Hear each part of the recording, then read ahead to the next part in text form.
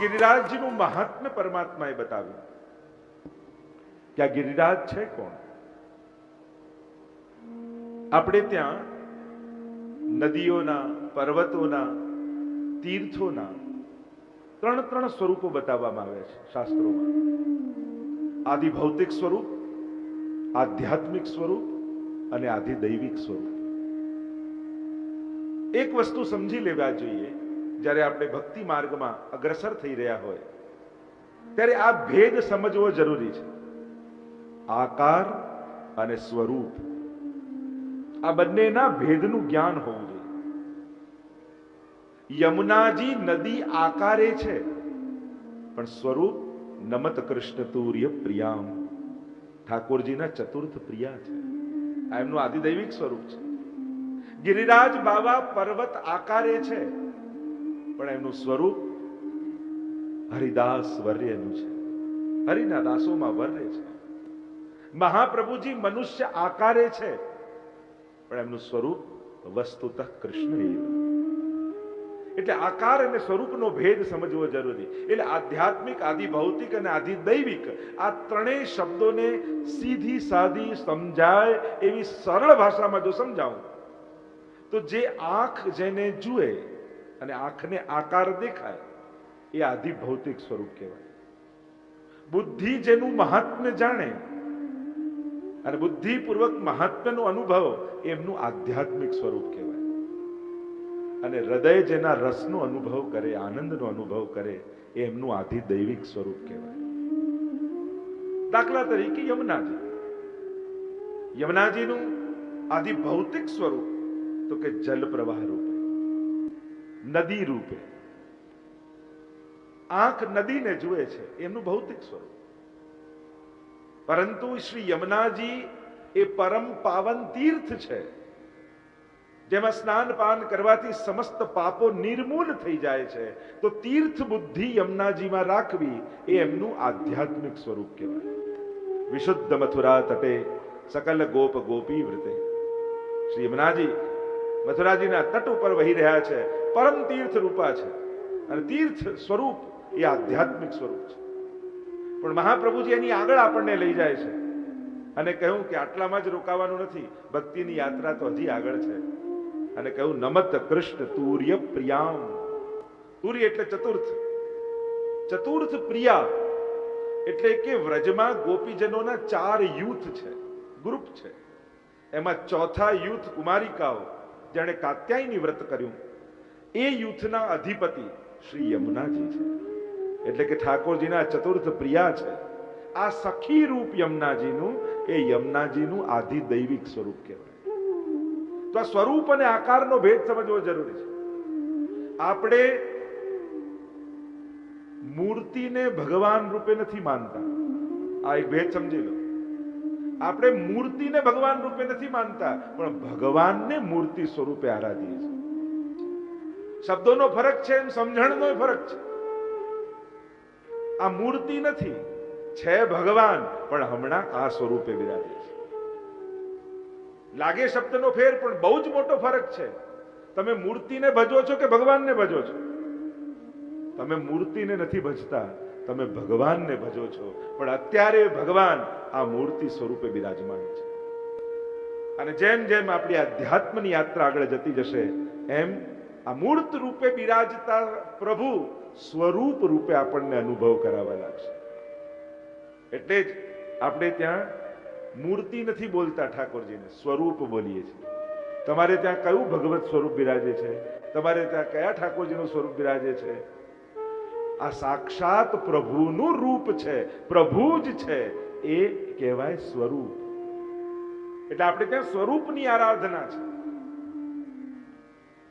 પ્રગટતાનો ભાવ, સાક્ષાતતાનો ભાવ. એટલે જ પુષ્ટિ માર્ગમાં તો પ્રભુ પ્રગટ થાઓ, દર્શન આપો એવું ઠાકોરજીને નથી કહેતા.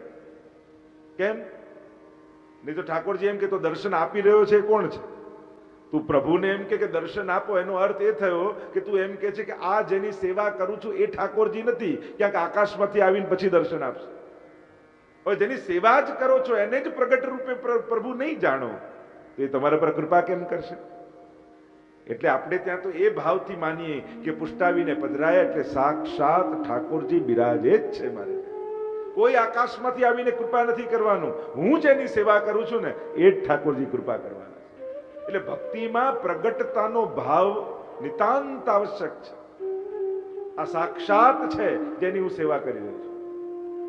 અને એટલા માટે જ્ઞાન માર્ગમાં તત્વ બુદ્ધિ હોય, આપણે ત્યાં સ્વરૂપ બુદ્ધિ છે. તત્વતઃ કોણ છે? આપણે ત્યાં વ્રજભક્તોની ભક્તિ, સ્વરૂપની ભક્તિ છે. પરમાત્માનું સામર્થ્ય શું છે, પરમાત્માનું કેવું એનું મહાત્મ્ય છે, એમાં વ્રજભક્તો પડતા નથી, પણ પ્રભુના માધુર્યનો આનંદ વ્રજભક્તો ઉઠાવે છે. તત્વબુદ્ધિ એટલે એક વ્યક્તિને ત્યાં સોનાના ગણપતિ હતા. ઉંદર આટલો મોટો ને ગણપતિ ઉપર નાનકડા, એની ઉપર બેસેલા. દિવસો ખરાબ આવ્યા, વિપત્તિ આવી, સંકટ આવી, એટલે એમ થયું કે હવે તો બીજું નિર્વાહ ચલાવવા કાંઈ છે નહીં, સોનાના ગણપતિ બચ્યા છે તો એને વેચી આવું. અને વેચવા માટે સોનીને ત્યાં ગયો ત્યારે સોનીએ કહ્યું કે ઉંદરના તો લાખ આપીશ પણ ગણપતિના 50,000 જ આવશે. લોકો અરે ઉંદર મોટા કે ગણપતિ? ગણપતિ તો દેવતા કહેવાય, ઉંદર તો એનું વાહન છે. પેલો કે તું ભાવથી જુએ છે, હું સોનીની આંખે જોઉં છું. મારે મન તો સોનું જેમાં વધારે એની કિંમત વધારે. તું મહાત્મ બુદ્ધિથી જોઈ રહ્યો છે કે મહત્તા કોની છે. બસ આ ફરક છે આદિ ભૌતિકતા અને આદિ દૈવિકતામાં. જે આંખે દેખાય અને એ રૂપે જુઓ એ ભૌતિક સ્વરૂપ, પણ જેનું મહાત્મ્ય સમજીને આદિ દૈવિક રસનો અનુભવ થાય એ આદિ દૈવિક સ્વરૂપ. તો ગિરિરાજ બાબાનું મહાત્મ્યનું જે દર્શન કરી રહ્યા છે, ગિરિરાજજીને અનેક રૂપે આપણે ત્યાં આરાધ્ય અને સેવ્ય ગણવામાં આવ્યા છે, અનેક રૂપ માનવામાં આવ્યા. સર્વપ્રથમ તો ગિરિરાજ બાબા ગિરિરાજ એમનું નામ છે, સર્વ પર્વતોના રાજા છે. ગર્ગ સંહિતામાં ગર્ગજીએ બહુ વિશેષ મહાત્મ્ય ગિરિરાજજીનું બતાવવામાં આવ્યું છે. જે પ્રભુના પુરોહિત છે ગર્ગજી, એમણે ગર્ગ સંહિતા લખી છે અને ગર્ગ સંહિતામાં ગિરિરાજજીનું દિવ્ય મહાત્મ્ય બતાવવામાં આવ્યું છે. અને આ ગિરિરાજજીનું પ્રાગટ્ય સૌથી પહેલા ગોલોક ધામમાં થયું છે. જ્યારે સ્વામીજીએ વિનંતી કરી કોઈ એવું સ્થાન નિર્માણ કરો જ્યાં અનેક કંદરાઓ હોય, લતા પતાઓ હોય, ઝરણાઓ વહેતા હોય, એકાંતિક આપણે વિહાર કરી શકીએ એવું કોઈ સુંદર સ્થાન નિર્માણ કરો પ્રભુ. અને એ સમયે પ્રભુના હૃદયમાંથી તેજ પુંજ નીકળ્યું, 100 યોજન ઉપર ગયું. પ્રભુએ હાથ મૂક્યો અને પર્વત આકારે ગિરિરાજજીનું ગોલોક ધામમાં પ્રાગટ્ય થયું. 100 શિખર વાળા હતા એટલે ગોલોક ધામમાં ગિરિરાજજીનું નામ છે શતશૃંગ. 100 શિખર જેના છે. ભૂતલ પર જ્યારે પ્રભુ પધારવાના હોય ત્યારે પ્રભુ પધારે એના પહેલા પ્રભુનું લીલા પરિકર ભૂતલ પર આવે છે. યમુનાજી પધાર્યા, ગિરિરાજજી પધાર્યા, બ્રજમંડળ ઉતર્યું ગોલોક ધામમાંથી અને પછી પ્રભુ પધાર્યા. તો ગિરિમાં રાજા એ ગિરિરાજ. અનેક અનેક મહાત્મ્ય બતાવ્યું. દરેક પર્વતોનું મહાત્મ્ય છે, પણ એ દરેક પર્વતોના પરિક્રમાથી જે ફળ મળે, પૂજનથી જે ફળ મળે, એ સમસ્ત જેટલા પાવન પર્વતો છે એ સમગ્ર પર્વતોના પૂજનનું ફળ કેવલ ગિરિરાજજીની પૂજાથી મળી જાય છે. એવું મહાત્મ્ય બતાવવામાં આવ્યું. અનેક વિધેના પ્રસંગો બતાવવામાં આવ્યા.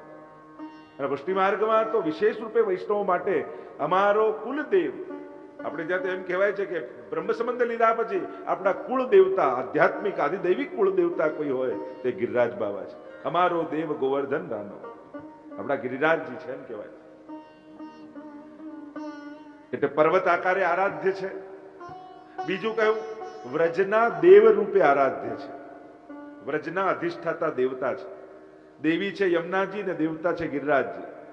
જ્યારે એક વ્રજભક્ત બનીને તમે જીવન યાત્રા શરૂ કરો છો ત્યારે આપણા વ્રજમંડળના દેવતા ગિરિરાજજીને માનવામાં આવે. એટલે જ આપણે ત્યાં જ્યારે પણ વ્રજમાં જઈએ ત્યારે 2 જગ્યાએ પૂજા જરૂર કરીએ, યમુનાજીનું પૂજન કરીએ અને ગિરિરાજજીનું પૂજન કરીએ.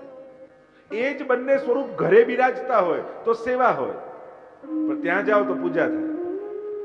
કારણ કે ત્યાં દેવતા અને દેવી રૂપે બિરાજે છે. નમો દેવી યમને, નમો દેવી યમને, હરે કૃષ્ણ મિલનાંતરાયમ. એટલે તો હાથમાં સંકલ્પ કરવામાં આવે વ્રજયાત્રાનો યમુનાજીને લઈને, નિયમ લેવામાં આવે. કારણ કે યમુનાજી કૃપા કરે ને તો જ વ્રજમાં જવાનો અધિકાર મળે. ગિરિરાજજી કૃપા કરે તો જ વ્રજમાં વાસ થઈ શકે છે. તો વ્રજના દેવતા ગિરિરાજજી છે. ત્રીજું ગિરિરાજજીનું સ્વરૂપ એ સાક્ષાત ઠાકોરજી શ્રી કૃષ્ણનું રૂપ છે. શૈલોસ્મી કહી પ્રભુ જાણે સાક્ષાત પોતે જ ગિરિરાજજીમાંથી પ્રગટ થયા મુખારવિંદમાંથી, અને હજારો ભુજાઓથી અન્નકૂટ આરોગ્યા, અને પ્રભુએ અનુભવ કરાવ્યો કે ગિરિરાજજી અને મારામાં કોઈ ભેદ નથી. એટલે શ્રી કૃષ્ણ અને ગિરિરાજજી એક જ રૂપ છે, ક્યારે એમાં ભેદ બુદ્ધિ નહીં જોઈ. પ્રભુનો જ ભાવ ગિરિરાજજીમાં કરવો. ચોથું સ્વરૂપ ગિરિરાજજીનું જે વેણુ ગીતમાં ગોપીઓએ બતાવ્યું, અંતાય બદ્રિલ બલા હરિદાસ વર્યો. કૃષ્ણ ચરિત્રમાં જેટલા પણ ભક્તો છે ને, એ સર્વ ભક્તોમાં શિરમોર કોઈ હોય, હરિદાસ વર્ય, હરિના દાસોમાં વર્ય શ્રેષ્ઠ કોઈ હોય તે ગિરિરાજજી છે. એમના જેવો ભગવદીય બીજો કોઈ નથી. એટલે ચોથું સ્વરૂપ ગિરિરાજજીનું હરિદાસ વર્યનું છે, ભગવદીનું છે. એટલે કે એમના સંગથી ગિરિરાજ બાબા આપણને ભક્તિનું દાન કરે, ભાવનું દાન કરે છે. આપણે ત્યાં પ્રથા એ કેમ પડી ગઈ કે કોઈ સંકટ આવે, કોઈ વસ્તુની કામના હોય તો ગિરિરાજજી પાસે જવું. કેવલ લૌકિક લેવા જ નહીં જવું, એ સાક્ષાત ભક્તિના પણ દાતા છે. જ્યારે ગિરિરાજજી કે યમુનાજી પાસે જાઓ ત્યારે એમની પાસે ભક્તિનું દાન માંગો. કૃપા કરો ને અમને ભાવ આપો, ભક્તિ આપો. કારણ કે પ્રભુમાં ભક્તિ આપવાનું સામર્થ્ય ગમે તેમાં નથી. પુણ્યો કરવાના ઘણા ઉપાય છે, પુણ્યો પ્રાપ્તિના ઘણા ઉપાય છે, પણ ભક્તિ પ્રાપ્તિનો પ્રભુ કૃપા સિવાય બીજો કોઈ ઉપાય નથી. અને પ્રભુની ભક્તિ આપવામાં કોઈ સમર્થ હોય તો એ ગિરિરાજજી અને યમુનાજી છે. એટલે કૃષ્ણ ભક્તિ જેને કરવી છે એના માટે આ બે તત્વોની ખૂબ મહત્તા છે. આ બંનેના આરાધનનું ખૂબ મહાત્મ્ય છે. એટલે નિત્ય યમનાષ્ટકનો પાઠ તો દરેકે કરવો જોઈએ. એક પાઠ માત્રથી શ્રી યમુનાજી આવી કૃપા કરે છે. નિત્ય ગિરિરાજજીનું સ્મરણ કરવું જોઈએ. ગિરિરાજજીનો મંત્ર આપણે ત્યાં બતાવવામાં આવ્યો, હરિદાસ વર્ય શ્રી ગિરિરાજ ગોવર્ધનાય નમઃ. બને તો આ મંત્રનો જાપ કરો, શ્રી ગિરિરાજજીની કૃપા થશે. આમ ગિરિરાજજીનું મહાત્મ્ય બતાવવામાં આવ્યું. ગિરિરાજજીનું મુખારવિંદ એ સાક્ષાત પ્રભુનું મુખારવિંદ છે. જો આટલા મુખો સાક્ષાત ભગવાનના મુખ કહેવાય છે. પહેલું બ્રાહ્મણનું મુખ એ ભગવાનનું મુખ કહેવાય છે. બ્રાહ્મણોસ્ય મુખમાં સ્થિત અજાયત, પુરુષોત્તમમાં કહ્યું. એટલે બ્રહ્મ ભોજન કરાવો તો ભગવાનને જમાડ્યાનું પુણ્ય મળે. આપણે ત્યાં મહાત્મ્ય કહ્યું છે, કારણ કે મુખમાંથી એનું પ્રાગટ્ય છે. ગાયનું મુખ એ ભગવાનનું મુખ છે. ગૌગ્રાસ કાઢો, ગાયને ખવડાવો, સાક્ષાત પ્રગટ રૂપે ભગવાન ભોજન કર્યા બરાબર છે. એટલે જ આપણે ત્યાં તો વૈષ્ણવી પરંપરામાં તો એક ક્રમ જ છે કે નિત્ય ભોજન પહેલા ગૌગ્રાસ કાઢો. આપણે ત્યાં ક્રમ છે. તમને થાય શહેરમાં ક્યાં ગાય ગોતવા જઈએ, તેના માટેનું દ્રવ્ય કાઢો. રોજ કંઈક યથાશક્તિ કંઈક ગાય માટે કાઢી અને ગાયની સેવામાં સમર્પિત કરો. આપણે ત્યાંનો એક ક્રમ છે. ત્રીજું યજ્ઞ કુંડ, યજ્ઞનું એ પણ ભગવાનનું મુખ છે. જે અગ્નિ છે ભગવાનના મુખમાંથી પ્રગટ છે. એટલે જે યજ્ઞ, એટલે જ યજ્ઞમાં જયારે હોમવામાં આવે ત્યારે ભૂદેવ એમ કે આ રીતે આરોગ આવતા હોય એ રીતે પધરાવો, આમ નથી નાખતા. આમ જેમ ભોજન કરાવતા કોળીઓ ભરાવતા હોય એવા ભાવથી રાખીએ છીએ. ભગવાનનું મુખ છે. એ રીતે જ ગિરિરાજજીનું મુખારવિંદ એ પણ સાક્ષાત ઠાકોરજીનું મુખારવિંદ છે. આજે પણ જયારે વ્રજમાં આપણે જઈએ જતીપુરા અને ત્યાં મુખારવિંદ પર દૂધ ચડાવીએ, ભોગ ધરાવીએ, ત્યારે સાક્ષાત ઠાકોરજી આરોગ્ય બરાબર છે. ગિરિરાજજીનું ખૂબ મહાત્મ્ય આપણે ત્યાં તો ખૂબ મહાત્મ્ય પ્રગટ કર્યું છે. ઘણી બધી ગાથા અને કથાઓ ગિરિરાજ માટે ગાઈ શકાય, પણ સમય અભાવ છે, આપણી લાંબી યાત્રા છે. ગિરિરાજજી આ ભૂમિ ઉપર, ભૂતલ ઉપર સાલમલી દ્વીપમાં પ્રગટ થયા, પુલત્સ મુનિને ત્યાં, અને દ્રોણ ના પુત્ર રૂપે પ્રગટ થયા. અને પુલત્સ મુનિ પોતાના હાથમાં પધરાવી અને લઈ ગયા બનારસ, કાશી લઈ જવા હતા. વ્રજ મંડળ આવ્યું, ગિરિરાજજીએ પોતાનો ભાર વધાર્યો અને વ્રજમાં મૂકી દીધા. એવી આખી કથા ગિરિરાજજીની ગાવામાં આવે છે. અને એ રીતે ગિરિરાજજી વ્રજમાં આવ્યા. દ્રોણના પુત્ર રૂપે પ્રગટ થયા. 3 પુત્ર થયા દ્રોણ પર્વતના. એક કાંતાનાથ પર્વત જે ચિત્રકૂટમાં છે. ભગવાન રામચરિત્રમાં ઘણું વર્ણન છે ચિત્રકૂટનું. અને ત્યાં જે કાંતાનાથ પર્વત છે ગિરિરાજજીના ભાઈ છે. એ રીતે તમે બનારસથી ચરણાટ જાઓ, ચરણાદ્રી ગુસાઈજીનું પ્રાગટ્ય સ્થળ, એ ચરણાદ્રી પર્વત, એમાં વામન ભગવાનના ચરણના ચિહ્ન છે. એ પણ ગિરિરાજજીના ભાઈ છે. અને આ 3 ભાઈઓ છે. પુલત્સ મુનિએ ગિરિરાજજી ગોવર્ધનને જોયા, કાશી લઈ જવાની ઈચ્છા કરી. બ્રજમંડળ આવવા માટે ગિરિરાજજી પણ તૈયાર થયા અને બ્રજમાં રોકાયા. આવ્યો ઋષિને ક્રોધ, છલ કર્યું મારી સાથે, ત્યારે આવું તું બ્રજમાં અને મારી જોડે કાશી આવવાનું સંકલ્પ કરીને ચાલ્યા. શ્રાપ આપું છું, રોજ તલભર ઘટીશ. એટલે ગિરિરાજજીને શ્રાપ છે, એટલે રોજ તલભર ઘટે છે ગિરિરાજજી. અને કથા ગાથાઓ વર્ણિત છે. આમ ગિરિરાજજીનું મહાત્મ્ય પરમાત્માએ બતાવ્યું. ઇન્દ્રને સમાચાર મળ્યા, આ બ્રજવાસીઓએ કોઈ નવો યજ્ઞ શરૂ કર્યો, ઇન્દ્રયાગ બંધ કરી દીધો છે અને નવો કોઈ ગોવર્ધન યાગ શરૂ કર્યો છે. કોપાયમાન થયો ઇન્દ્ર. સંવર્તક નામના મેઘોને આજ્ઞા કરી, જાઓ સમગ્ર બ્રજને ડુબાડી દો. આકાશમાં કાળા કાળા વાદળો ઘેરાવા લાગ્યા. પ્રલય કાલમાં જે વર્ષા કરે સંવર્તક નામના મેઘો, મોટી મોટી શિલાઓ પડતી હોય એવી બૂંદો જલ્દી પડવા લાગી. ગભરાયા બ્રજવાસીઓ, દોડ્યા પરમાત્મા પાસે. પ્રભુએ કહ્યું કે જેનો યજ્ઞ કર્યો છે એ ગિરિરાજ બાબા આપણી રક્ષા કરશે. આવ સાથે મળી ગિરિરાજજીના શરણે જઈએ. બધા જ બ્રજવાસીઓને લઈ પ્રભુ ગિરિરાજજીની શરણે આવ્યા છે. કંદરામાં પ્રવેશ કર્યો. વામ ભુજાની કરિષ્ઠા ઉપર બોલો ગોવર્ધન નાથ કી જય. ગિરિરાજ બાબાને ધારણ કર્યા છે. ચતુર્ભુજ રૂપ પ્રભુએ ધારણ કર્યું છે. એક ભુજાથી ગિરિરાજજીને ધારણ કર્યા, બીજી ભુજામાં શંખ લીધું. શંખ એ જલનું આધિદૈવિક સ્વરૂપ છે. એટલે જેટલી વર્ષા થાય છે એનું જલ શંખથી ઠાકોરજી શોષી લે છે. અને બીજી બે ભુજાથી હસ્તથી વેણુ અધર પર પધરાવી. થયું કે આ 7 દિવસ સુધી વ્રજવાસીઓ અન્ન જળ વગર કેમ રહેશે, બેભાન ભૂલી જાય. એટલા માટે પ્રભુએ વેણુ અધર પર પધરાવીને વેણુના સ્વર ભર્યા અને વેણુ કર્ણમાં પડી બધા દેભાન ભૂલી ગયા. પહેલા તો વ્રજવાસીઓને એમ થયું આટલો નાનો બાલક આ ગિરિરાજજીને કેમ ઉઠાવશે. બધા દોડીને લાકડી લઈને આવી ગયા. બધાએ લાકડી લગાવી દીધી ગિરિરાજજીને નીચે. વ્રજભક્તોનો ભાવ તો એ હતો ઠાકોરજીનો ભાર ઘટે. આટલો ભાર ઠાકોરજી ધારણ કર્યો છે તો મારા ઠાકોરજીને આટલો ભાર લાગે, એના કરતા અમે બધો ભાર વેચી દઈએ. બધા લાકડી લઈને આવે. પણ એમ થયું હવે લાકડી લગાવી દીધું એટલે પ્રભુ ન ઉચકે એટલે ચાલશે. ભૂલી ગયા કે આ ઉચકનારા તો ઠાકોરજી જ છે. જ્યાં ઠાકોરજી હાથ લીધો એટલામાં તો ગિરિરાજજી નીચે આવવા લાગ્યા. વ્રજવાસીઓ કરે લાલન પકડ. ઠાકોરજીએ ફરી ટચલી આંગળીમાં ધારણ કર્યા. મૂળ વાત એ છે ગિરિરાજજીને ધારણ કરનારો તો એ છે, પણ લાકડી લગાવવાની સેવા ઠાકોરજી બધાની લે છે. યુદ્ધમાં જીતાડનારો એ જ છે, પણ હથિયાર તો ભક્તો પાસે લેવડાવે છે. આ ભવનનું નિર્માણ તો ઠાકોરજી જ કરાવશે, પણ દાનની લાકડીઓ બધાએ લગાવવાની છે. પોતાના યોગદાનની લાકડીઓ આપણે બધાએ લગાવવાની છે. કારણ ઠાકોરજી નિષ્ક્રિય ભક્તને બનાવતા નથી. સફળતા એ જ આપે છે, પણ એ સક્રિય તમને કરશે. દરેકે પોતાની શક્તિ પ્રમાણેની લાકડી લગાવવી પડશે. ઉચકશે એ જ. પ્રભુ અવસર આપી જો ભગવાન પુણ્ય કરવાની તકો આપતા હોય છે. આવી તકો સમાજમાં ઊભી કરી ઠાકોરજી લોકોને, જો આપણી પાસે જે જવાના છે એ જવાના છે, એ આપણી પાસે નથી રહેવાના, નથી જ રહેવાના. સત્કર્મમાં નહીં વાપરીએ તો ક્યાંક હોસ્પિટલ ને કોઈ મોજ શોખમાં ને એમાં ઉડી જવાના. એના કરતા કોઈ એવી જગ્યાએ એનો ઉપયોગ થાય કે કેટલાય વર્ષો સુધી આવતી પેઢીઓને, આપણા સમાજને એનો લાભ મળે. ભગવાન જ આવા સંકલ્પો લોકોના મનમાં જગાડી સમાજને સત્કર્મ કરવાની તકો ઊભી કરતા હોય છે. આ ઠાકોરજીના જ સંકલ્પો હોય છે.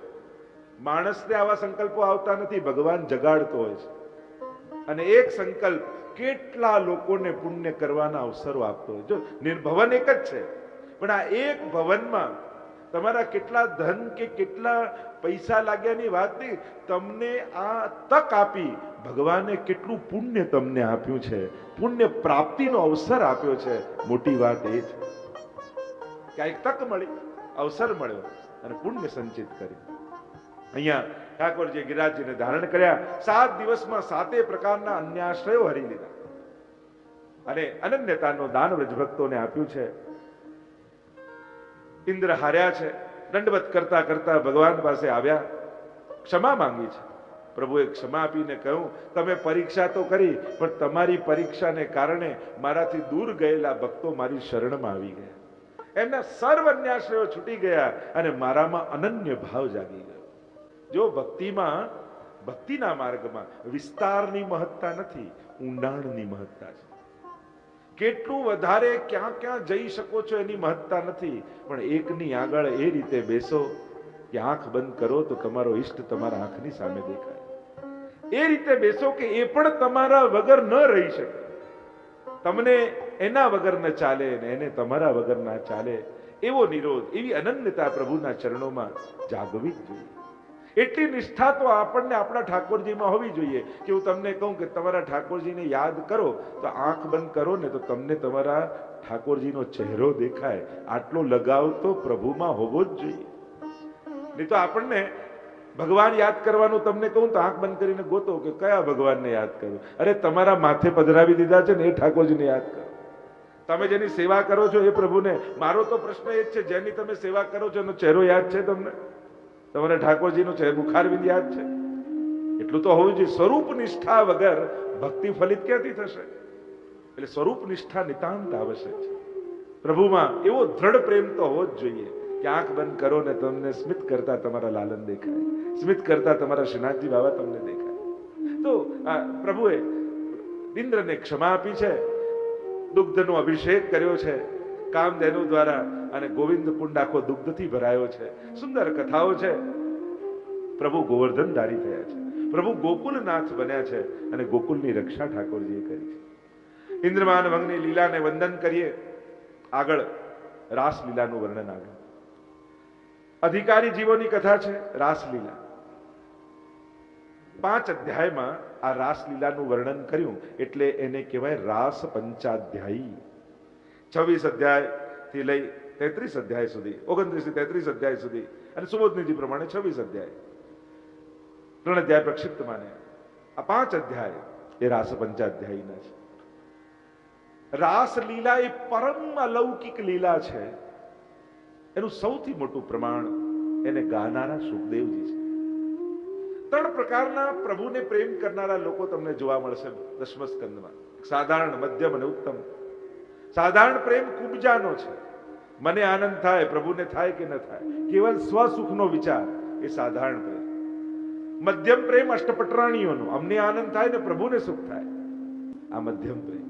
અને પરમ પ્રેમ એ ગોપીઓનો, અમારું જે થવું હોય થાય, મારા ઠાકોરજી પ્રસન્ન થાય, મારા ઠાકોરજી રાજી રહે.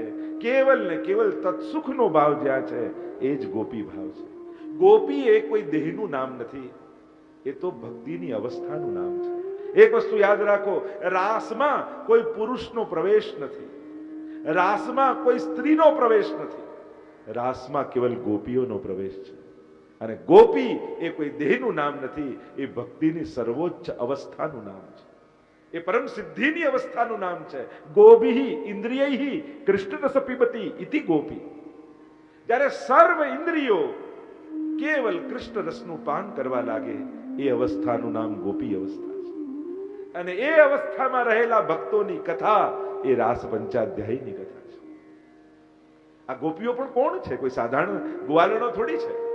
2 પ્રકાર ગોપીઓના બતાવ્યા, એક શ્રુતિ રૂપા ગોપીજન, બીજા ઋષિ રૂપા ગોપીજન.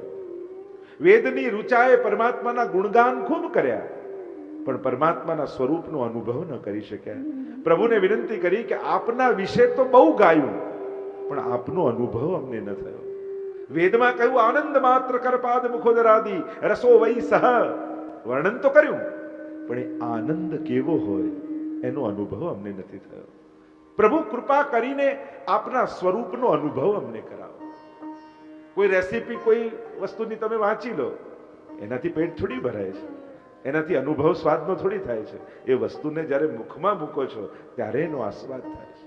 એમ ભગવાન વિશે લખ્યું બહુ, પણ પ્રભુનો અહેસાસ કેમ થાય? અને ત્યારે પ્રભુએ કહ્યું કે જ્યારે હું પૂર્ણ પુરુષોત્તમ શ્રી કૃષ્ણ રૂપે પધારીશ, ત્યારે તમે ગોપીઓ બનીને વ્રજમાં આવજો, ત્યારે તમને મારા આનંદનો અનુભવ કરાવીશ.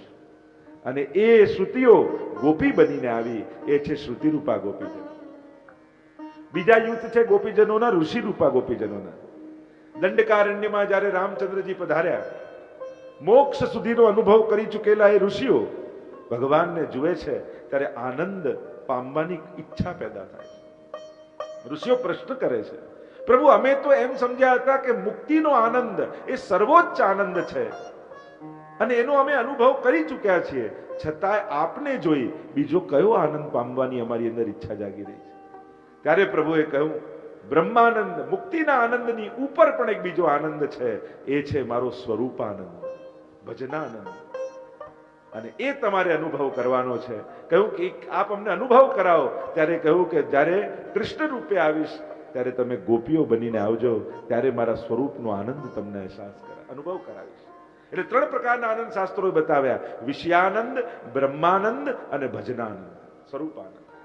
વિષયાનંદને બધા જ જાણે છે, બ્રહ્માનંદને મોક્ષ પામી ચૂકેલા મુનિઓ જાણે છે, પણ સ્વરૂપાનંદ તો પ્રભુ જ્યારે પોતે અનુભવ કરાવે ત્યારે જ જીવને અનુભવ થાય. તો આ રાસલીલા એટલે જીવને સ્વરૂપાનંદનો એટલે કે અલ્પાનંદી જીવને પૂર્ણાનંદનો અનુભવ કરાવવાની પ્રક્રિયા એ જ રાસ છે. જીવાત્માને પરમાત્માનો આનંદ અનુભવ કરાવવાની પ્રક્રિયા એ જ રાસ છે. કારણ કે મહાપ્રભુજી સમજાવે છે, જીવ અલ્પાનંદ છે, જગત નિરાનંદ છે અને પરમાત્મા પૂર્ણાનંદ છે. પૂર્ણાનંદો હરિસ્તસ્માત કૃષ્ણ એવ ગતિર્મમ. તે પૂર્ણાનંદનો અનુભવ આ અલ્પાનંદી જીવ જે થકી કરે એ લીલાનું નામ રાસ છે. રસાનામ સમૂહો રાસ.